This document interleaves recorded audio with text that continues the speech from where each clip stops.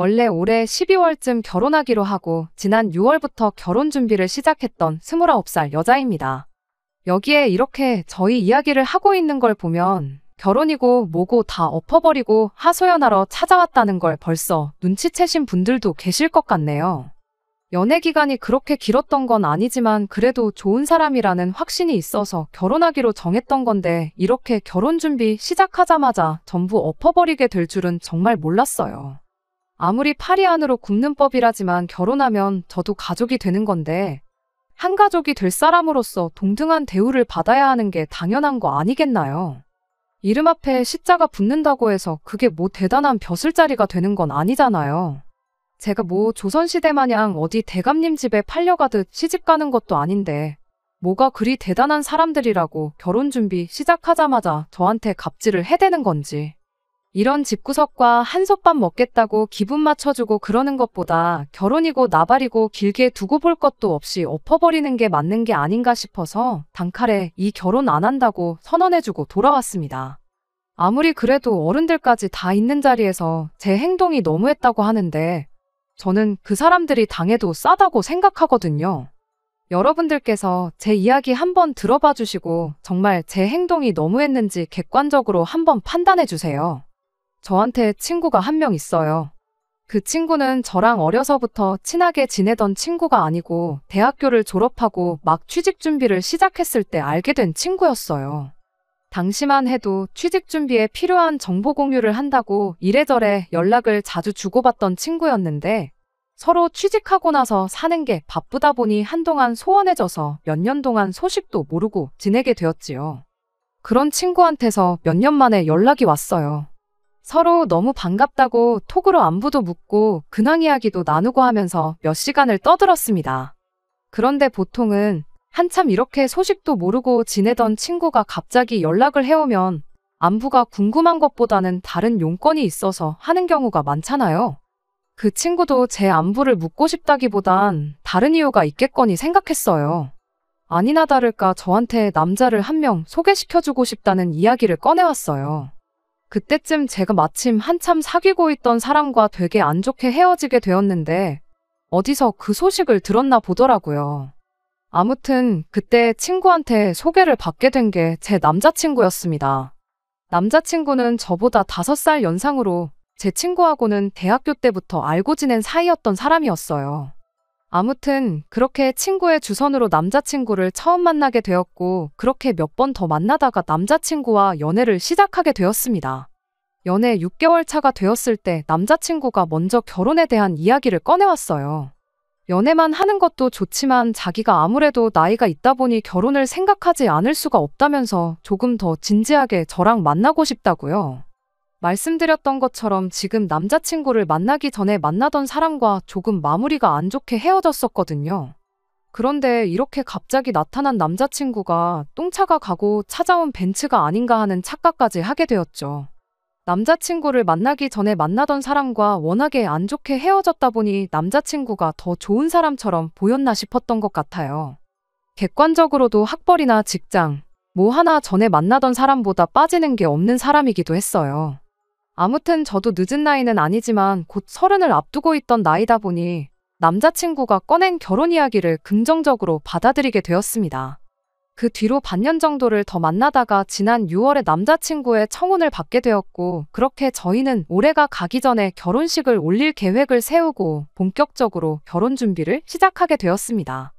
남자친구와 저 사이에 친구가 있다 보니 결혼 이야기 오가는 동안에 서로가 말은 안 했지만 대충 조건이 어느 정도인지에 대해서는 어렴풋이 알고는 있었어요.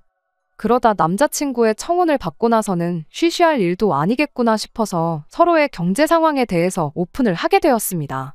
일단 저는 현재 외국계 기업에서 일을 하고 있어요. 올해로 입사 4년차 대리고 세금 같은 거 전부 제외하고 월급을 280 정도 받고 있습니다.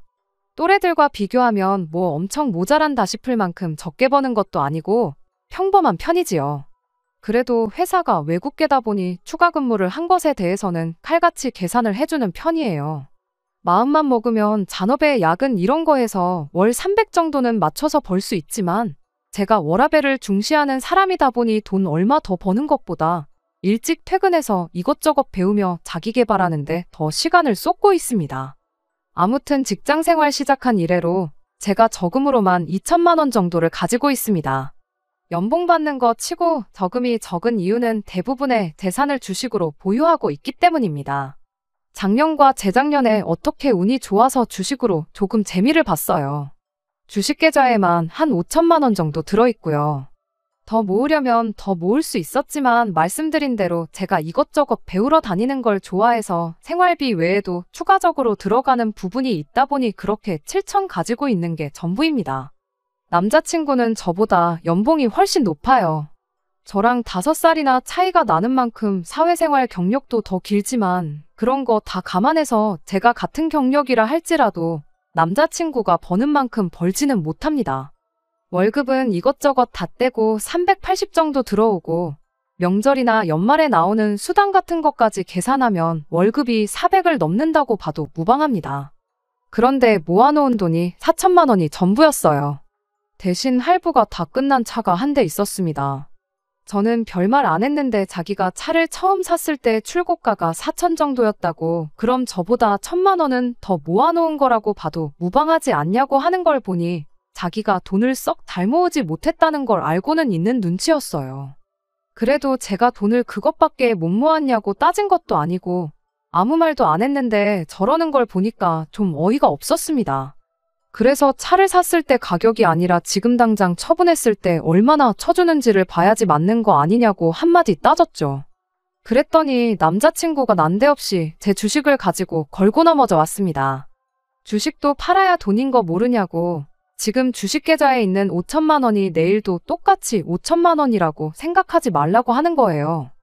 주식이라는 게 원래 예상할 수 없는 것이다 보니 남자친구 하는 말이 틀린 말은 아니었지만 그 상황에서 그런 말을 한다는 건 억지나 마찬가지였습니다. 그 말이 나온 순간 당장 제 주식을 처분해버리면 되는 상황이었으니까요.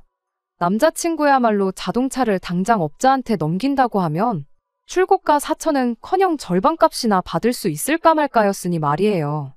그렇게 따지고 들면 그만인 이야기였지만 사실 애초에 처음부터 저는 저희가 결혼을 앞두고 서로 경제 상황을 알기 위해 말을 꺼낸 거지 돈이 얼마나 인내업내를 가지고 싸울 생각이 없었습니다. 저 또한 당장 제 돈의 대부분이 주식에 묶여있는 상황이었던 데다가 계속 상승세를 타고 있는데 결혼 때문에 굳이 그 돈을 빼고 싶지는 않았거든요. 적어도 신혼집 구하기 하루 전까지는 손에 쥐고 있고 싶었고 가능만 하다면 향후 몇 년은 그냥 들고 있고 싶었던 게 제 마음이었어요.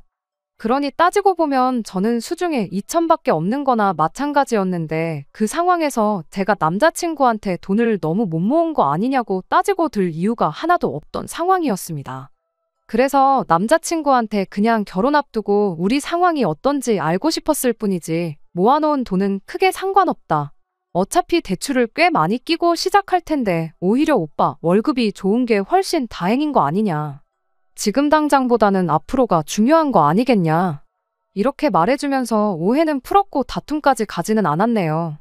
그제서야 남자친구도 조금 평정심을 되찾더니 모아놓은 돈이 별 볼 일 없던 이유에 대해서 나름 해명 아닌 해명을 해줬어요. 자기가 취직한 이래로 부모님한테 직접적으로 돈을 드렸던 적은 한 번도 없지만 여태껏 자기가 공부할 수 있는 여건도 마련해 주시고 지금 이렇게 자리 잡을 때까지 부모님이 자기한테 해주신 게 있지 않냐고.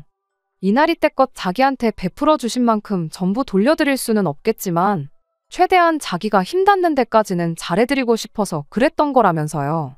차를 일찍 뽑은 것도 평생 일하는 것밖에 모르고 사셨던 두 분이시다 보니 쉬는 날에 어디 놀러 갈 줄도 모르셔가지고 이젠 그렇게 고생만 하실 필요 없다고 자기가 주말이면 여기 모시고 다니고 저기 모시고 다니고 하려고 뽑았던 거랍니다.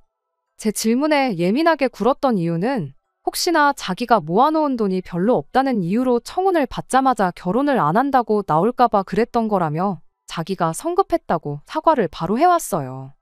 1년 짧은 기간이나마 연애하는 동안 한 번도 다툰 적이 없었는데 결혼하기로 하자마자 크게 다투진 않을까 싶었는데 자기가 잘못했다는 거 바로 인정하고 사과를 하는 모습에 안심이 되더라고요. 쓸데없이 자기 자존심 지키겠다고 계속 화내는 것보다 인정할 거 인정하는 모습이 100배 1000배 낫다고 생각했거든요. 그리고 동시에 가족들한테 잘하는 가정적인 면도 좋게 보였어요. 맹목적으로 이제 돈을 버니까 부모님한테 효도하겠다고 돈 받는 대로 퍼주고 그러는 게 아니라 그동안 자식들 미래를 책임지느라 고생하신 부모님과 여지껏 쌓지 못한 추억을 만들기 위해 돈을 썼던 것이니까요. 자기만 알고 이기적인 그런 사람보다야 그런 마음을 쓸 줄 아는 모습이 좋아 보였어요. 저도 결혼하면 한 가족이 되는 거잖아요. 아무리 100세 시대라지만 인생이 결코 긴 게 아닌데 돈 없이는 사랑도 행복도 찾을 수 없다지만 아무 추억도 만들지 않고 돈만 쥐고 있는 게 능사는 아니라고 생각하기도 하고요. 그 와중에도 자기 미래를 대비하겠다고 저금을 했던 것도 아무리 액수가 4천밖에 되지 않을지라도 아무 생각 없이 덮어놓고 돈만 펑펑 쓰는 생각 없는 사람처럼 보이지도 않았고 말이죠. 말씀드렸다시피 어차피 월급 또한 저보다 남자친구가 월등히 좋았고 저나 남자친구나 뭐 배우러 안 다니고 여행 같은 거 안 다니고 월급을 받는 족족 모았다고 한들 대출 없이 서울에 집을 구하는 게 어디 가능키나 한 일이겠나요? 물론 빚이라는 게 적으면 적을수록 좋은 거라지만 한편으로는 돈 빌리는 것도 능력이라고 하잖아요. 대출을 조금 더 받더라도 맞벌이 생활 유지하면서 하나씩 차근차근 맞춰나가는 게 맞다 싶었습니다. 다행히 남자친구가 벌써 차도 가지고 있었고 하니 집 문제만 빼놓고 생각해보면 당장 크게 돈 나갈 곳이 없다고 봐도 무방했지요. 아무튼 그렇게 이야기를 마치고 집에 돌아가는 길이었는데 남자친구가 헤어지면서 자기가 전생에 나라를 구했나 보다고 저 같은 사람과 결혼하게 된 게 자기한테 정말 큰 행운이라며 고맙다는 말을 해주더라고요. 그러고는 제 두 손을 꼭 잡더니 우리 결혼해서 꼭 남부럽지 않게 행복하게 잘 살자는 말을 해줬어요. 그때까지만 해도 남자친구가 해줬던 말처럼 결혼해서 행복하게 잘 살 거라 생각했지 이렇게 최악의 모습으로 갈라서게 될 줄은 생각도 못했습니다. 아무튼 그날 이후 저도 저희 부모님께 결혼할 사람이 생겼다는 사실을 전했어요. 어머니께서 이것저것 물어보셨는데 역시나 월급이 그 정도 되는데 모아놓은 돈이 4천이 전부냐 그건 씀씀이가 너무 큰 거 아니냐며 조금 안 좋은 반응을 보이셨습니다. 그래도 할부 끝난 차도 가지고 있고 돈이야 지금 얼마 더 있는 것보다 앞으로 어떻게 모으는지가 더 중요한 거 아니냐. 나도 주식으로 이득 본 거 아니면 5천 정도밖에 못 모았을 텐데 그렇게 생각하면 오히려 잘 모은 거 아니냐 남자친구 편을 들어줬지요. 어머니께서도 하긴 그렇긴 그렇다고 하시며 제 말에 동의를 해주셨고 당장 돈 얼마 있는 것보다 사람 됨됨이가 더 중요한 거 아니겠냐며 어떤 사람인지 좀 보게 하루라도 빨리 집에 인사시키러 데리고 오라 하시더라고요. 막상 남자친구를 집에 인사시켰더니 처음 보여주셨던 안 좋은 반응과는 다르게 저희 부모님 두 분 다 남자친구를 엄청 마음에 들어 하셨어요. 성격도 싹싹하니 좋고 직장도 인물도 뭐 하나 빠지는 데가 없다고요. 남자친구도 저희 부모님한테 그동안 자기가 부모님 모시고 여기저기 다녔던 여행지 이야기를 꺼내면서 그중에 가장 좋았던 곳들을 뽑아서 저희 결혼하고 나거든 저희 부모님 모시고 한 번 더 다녀오면 어떻겠냐 이런 식으로 이야기를 했습니다. 그때까지만 해도 제가 정말 사람 하나 제대로 봤구나 싶었어요. 자기 가족만 소중하고 자기 가족만 챙기는 이기적인 사람이 아니라 배우자의 부모님한테도 잘하는 가정적이고 양가 불문하고 가족들에게 헌신하는 좋은 1등 신랑감이라 생각했습니다. 그런데 막상 남자친구의 가족들과 함께 있던 자리에서는 그런 모습이 아니라 한쪽으로 치우쳐도 너무 치우친 그동안의 모습과는 정반대의 모습을 보여줬어요. 그리고 결국 그것 때문에 남자친구 가족들을 처음 만난 그날 결혼하기로 한 거 다 엎어버리고 남자친구 집까지 쑥대밭으로 만들고야 말았네요. 남자친구를 저희 집에 소개했으니 당연히 이번엔 제가 남자친구 집에 인사를 드리러 갈 차례가 되었습니다. 남자친구가 워낙에 저희 집에서 좋은 모습을 보여줬으니 저 또한 남자친구가 했던 것처럼 똑같이 좋은 모습을 보여주고 싶었어요. 다만 제 성격이 남자친구처럼 싹싹하고 어른들 앞에서 긴장 안 하고 그런 성격이 아니다 보니 혹시나 실수하지 않을까 걱정도 많이 했습니다. 다행히 남자친구 부모님이 그렇게 깐깐해 보이는 사람들은 아니었어요. 저희가 근처까지 다 와간다고 연락했더니 아파트 현관까지 나오셔서 저희를 마중 나와 주셨어요. 그 길로 예약한 식당에 가서 식사를 하고 왔습니다.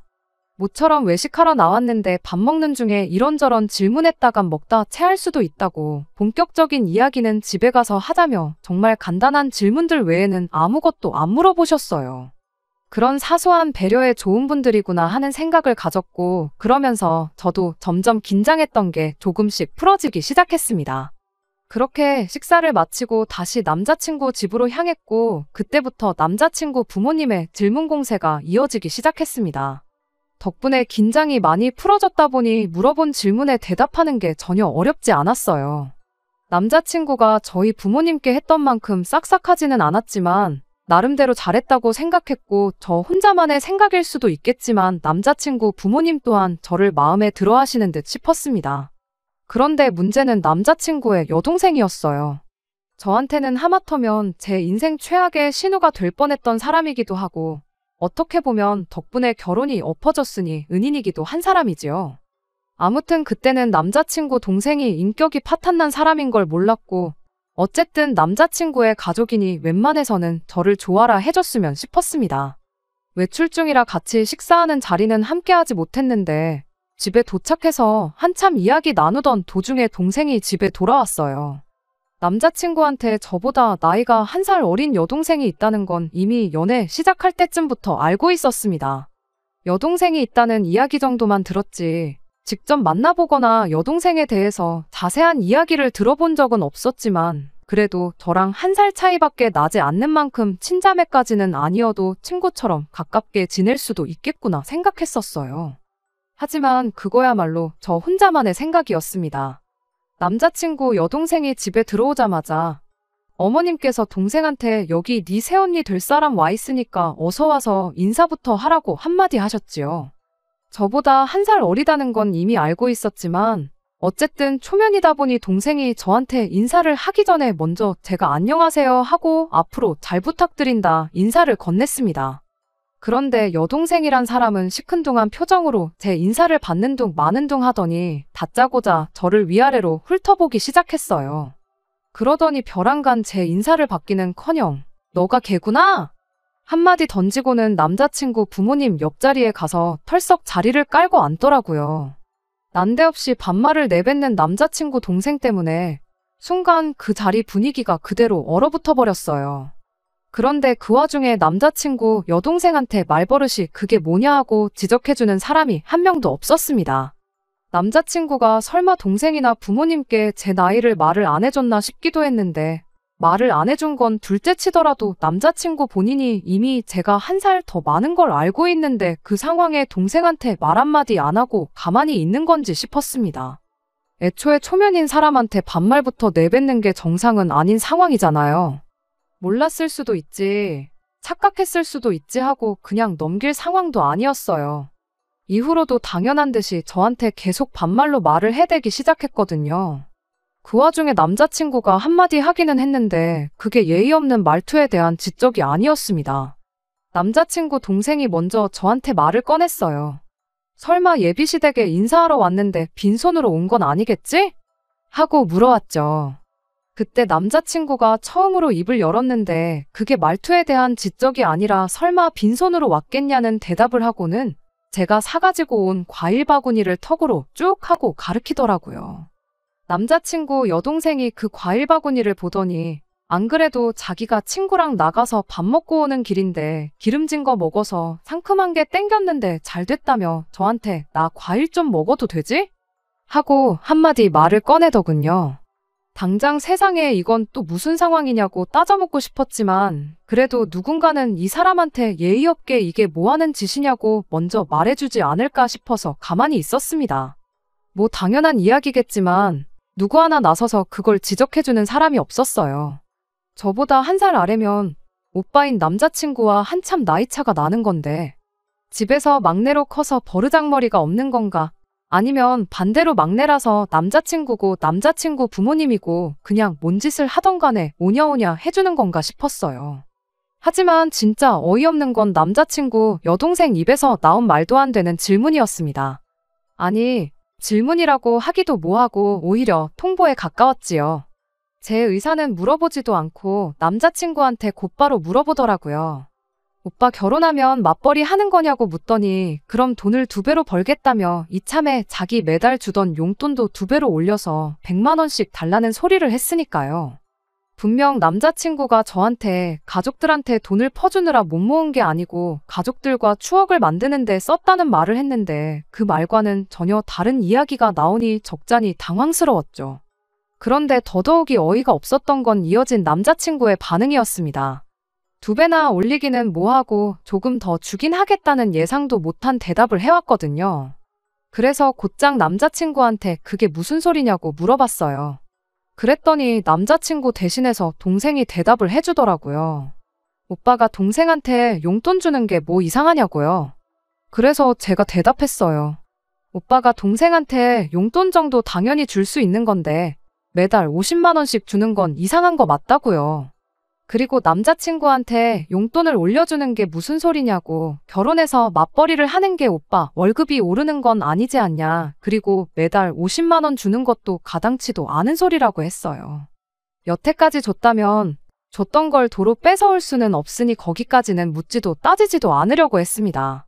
다만 앞으로 저희 결혼할 때까지, 아니 못해도 결혼식 올리고 나서는 더 이상 용돈은 줘서는 안 된다고, 우리가 뭐 억만금을 모아놓고 결혼하는 것도 아니고 대출만 몇 억을 받게 생겼는데 그런 데다가 쓸 여유는 이제 없는 거 알지 않냐고요. 남자친구도 그 상황이 안 된다고, 여동생 용돈은 내가 꼭 챙겨주고 싶다는 말은 못하고 알겠다고 대답을 했습니다. 그런데 남자친구 동생이 그 말을 듣더니 혼자서 개거품을 물면서 말 그대로 발광을 하기 시작했어요. 급기야는 용돈을 끊을 거면 차라리 결혼을 하지 말라는 소리를 하는데 아주 꼴이 가관이더라고요. 갑작스러운 남자친구 여동생의 돌발 행동에 안 그래도 얼어붙기 시작했던 집안 분위기가 한층 더 막장으로 치닫고 있었습니다. 그제서야 남자친구 부모님이 나서서 이게 뭐 하는 짓이냐고, 쓸데없이 이럴 거면 그냥 방에 들어가서 조용히 있으라고 한마디 해주시더군요. 덕분에 남자친구 여동생이 잠깐 잠잠해졌어요. 그러더니 혼자 제가 사온 과일들을 손에 들고 있던 과도로 이리 쑤시고 저리 쑤시고 난리도 아니었습니다. 급기야는 어디서 이렇게 깎아먹기도 힘든 과일을 사왔냐며 저보고 과일 좀 잘라오라고 칼을 건네주더라고요. 뭐 위협이라도 하려는 건지 칼날 부분을 저한테 향하게 해서는 말입니다. 안 그래도 등장하자마자부터 저를 기분 나쁘게 했고 거기에 엎어서 용돈 문제로까지 사람 속을 뒤집어놨는데 그것도 모자라 한 살 어린 예비 손아래 신우가 저한테 과일을 깎아오라고 시키니 더더욱 기분이 좋을 일이 없었어요. 그런데 거기에 칼날까지 저를 향하게 해서 건네주니 웬만해선 평정심을 유지하려고 했던 저도 순간 표정 관리가 안 되더라고요. 그런 제 표정의 변화를 눈치챈 건지 얼굴 표정 좀 보라면서 뭐 기분 나쁘냐는 식으로 한마디를 하대요. 그와 동시에 남자친구도 입을 열었는데 동생한테 뭐라 한마디 하는 게 아니고 저한테 한마디를 하는 겁니다. 동생이 저랑 친해지고 싶어서 장난치는 거니까 좀 참으라면서요. 예상도 못한 남자친구 한마디에 오히려 더 이상 참을 수가 없었습니다. 100번 양보해서 이걸 장난으로 봐준다고 해도 정도가 있지, 초면에 반말하는 것부터 행동까지 이게 뭐 하는 짓이냐고 한마디 했어요. 그랬더니 남자친구 여동생이 저한테 한다는 소리가 키도 조그만 게 보기보단 성깔이 있네 하면서 왜 우리 엄마 아빠가 네 편 들어주니까 기세가 등등해진 거냐고 한마디 하더라고요. 대놓고 시비를 걸어오는데 암만 자리가 자리라고 할지라도 저도 가만히 듣고만 있지는 않았어요. 그때까지만 해도 파혼할 생각은 없었으나 그렇다고 해서 여기서 제가 꼬리를 내리면 결혼 후에도 평생을 두고 저렇게 시비를 걸어올 게 뻔하겠구나 싶었거든요. 그래서 한마디 했어요. 대놓고 시부모님 되실 분들 앞에서 남자친구 여동생이랑 똑같이 굴면서 싸울 생각은 아니었고 그냥 이성적으로 한마디 해주면 되겠거니 싶어서 최대한 좋게 좋게 이야기했습니다. 나보다 나이도 어린 걸로 알고 있는데 초면부터 반말하고 이젠 과일까지 깎아오라고 명령하는 거냐고요. 그리고 원래 칼같이 날이 달린 거 다른 사람한테 건네줄 때는 손잡이 부분을 그 사람을 향하게 해서 건네줘야 하는 거라고 제대로 못 배운 것 같아서 알려주는 거니 새겨들으라고 깔끔하게 한마디 해줬습니다. 그랬더니 저보고 나이 1살 많다고 꼴에 언니 대접은 받고 싶은가 보네 하면서 혼자 비웃기 시작하더라고요.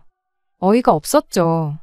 내가 언니 대접을 받겠다고 이러는 게 아니라 맞는 말이라고. 그냥 나이만 두고 봐도 내가 1살 더 많은 언니고 아가씨 오빠랑 결혼하면 서열상으로도 아가씨가 내 손아래 신우가 되는 거지 내 언니가 되는 게 아닌 거 모르냐고요. 그랬더니 돌아온 대답이 아주 가관이었습니다. 자기가 왕년에 학교 다닐 때 좀 놀았다는 걸 자랑처럼 이야기를 하더라고요. 원래도 자기가 노는 언니들 아닌 이상 1~2살 차이는 그냥 먹고 들어갔다고요. 특히 자기 주변 사람들 중에 자기랑 1살 차이 나는 사람들 중에 자기가 자기 입으로 언니라고 부르는 사람들이 손에 꼽는답니다. 그러니 자기가 저한테 언니라고 부를 이유도 없다는 거예요. 그러더니 뭐 자기가 반말하는 게 그렇게 불만이냐고 하더니 불만 있으면 어쩔 건데 하고는 여지까지 찍소리도 못하고 있다가 우리 엄마 아빠가 한번 편들어줬다고 그리고 우리 오빠가 바로 옆에 있으니까 무슨 일이 나겠나 싶어서 까부는 거 아니냐고 시비를 걸대요. 딱 보니 믿는 구석 없으면 내 눈도 똑바로 못 마주치고 깔고 다녔을 스타일인데 내가 너 같은 애들 1~2번 상대해보는 줄 아냐면서 세상 참 많이 좋아졌답니다. 예전 같았으면 그냥 묻지도 따지지도 않고 뭘 꼬나보냐 한마디 해주고 머리끄댕이부터 붙잡아 아주 초죽음을 만들어놨을 거라나요? 그 와중에 남자친구던 남자친구 부모님이던 누구라도 동생이 파혼하라고 고사를 지내는 건지 지 혼자 미쳐 날뛰는 걸 말려줬더라면 저 또한 파혼까지 택하진 않았을 수도 있어요. 그런데 그나마 제 편을 들어주는 것 같던 남자친구 어머니도 우리 애기가 용돈 못 받게 되니까 더 저러는가 보다 하면서 그래도 주던 걸 어떻게 못 주게 할 수 있냐며 애가 용돈 받던 건 건들지 말라고 한마디 하시더군요. 남자친구도 그러는 게 좋겠다고 거들어주기 시작했고요. 이젠 온 가족이 나서서 자기를 도와주니 남자친구 여동생이 아주 기가 살아가지고는 이제 네 편은 아무도 없는 것 같은데 전세가 역전된 거 딱 봐도 모르냐며 알아서 기라고 한마디 하는 겁니다. 그때 저도 뚝하고 제 인내심이 끊어졌어요.